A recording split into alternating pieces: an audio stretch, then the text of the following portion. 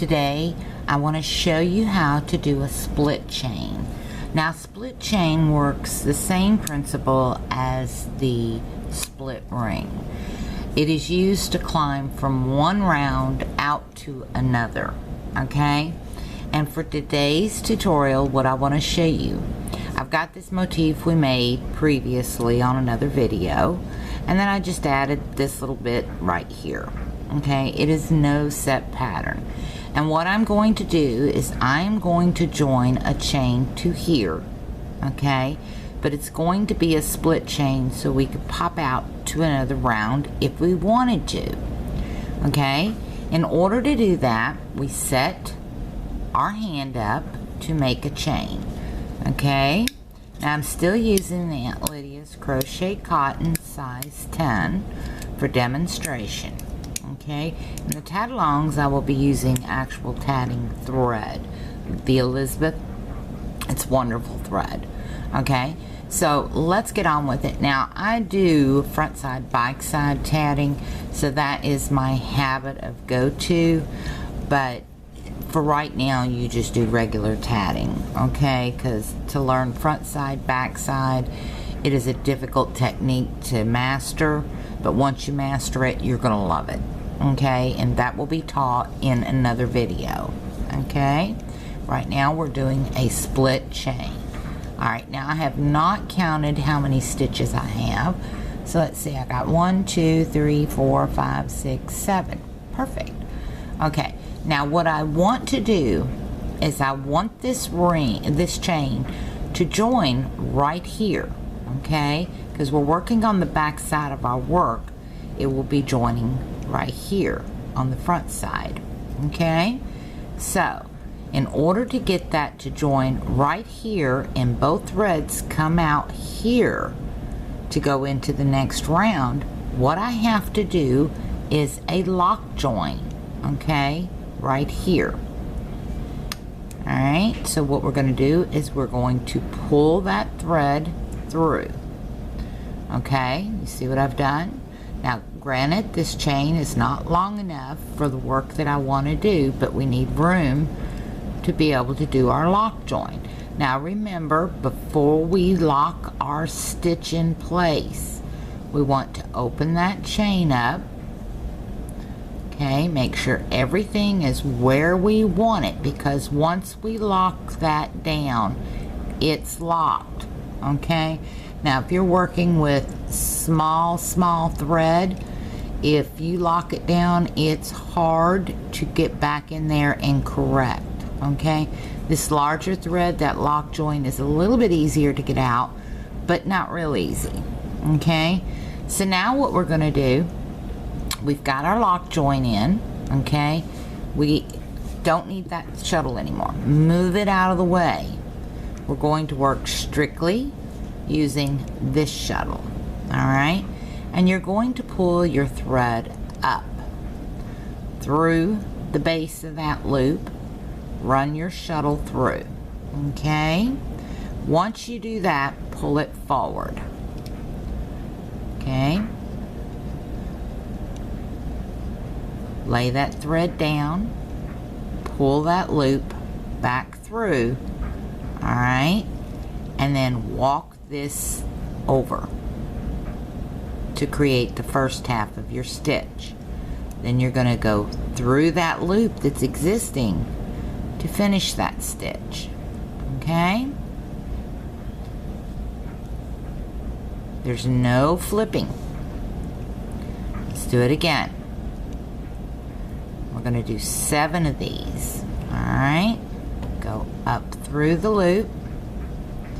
You want to make sure that everything lines up side by side before you get into the second half of that stitch.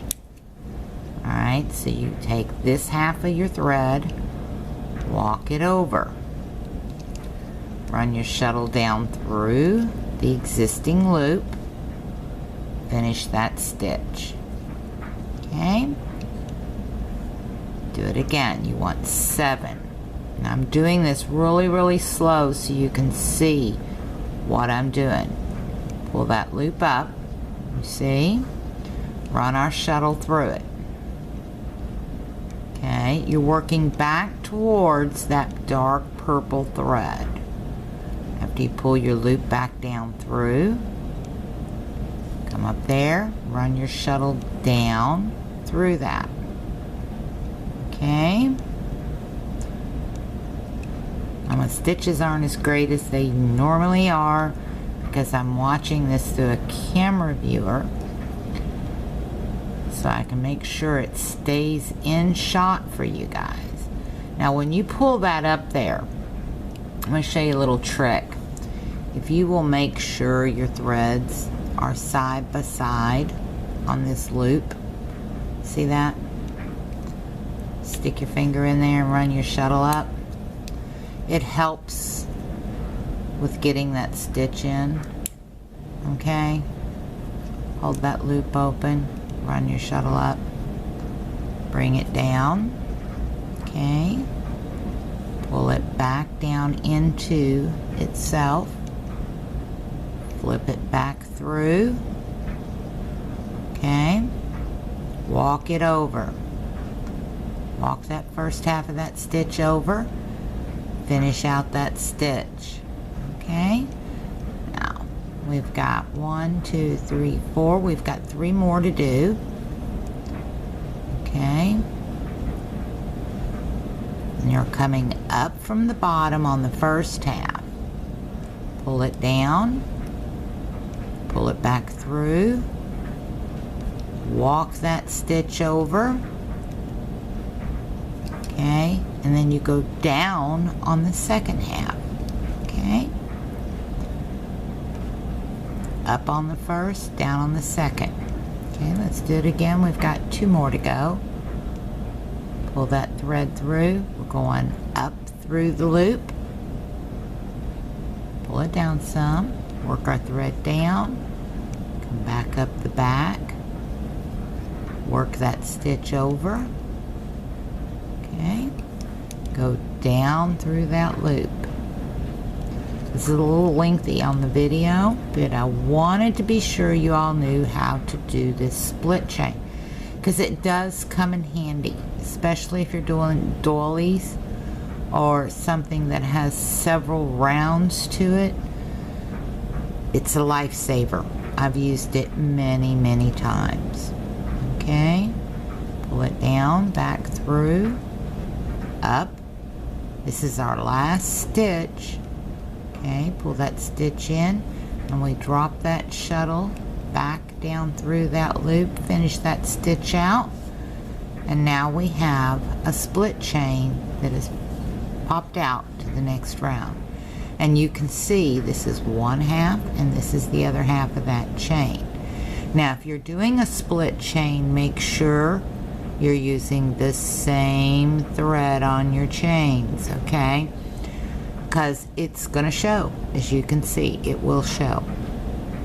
Alright, unless you want it that way. Now that could be a design element if that's what you want.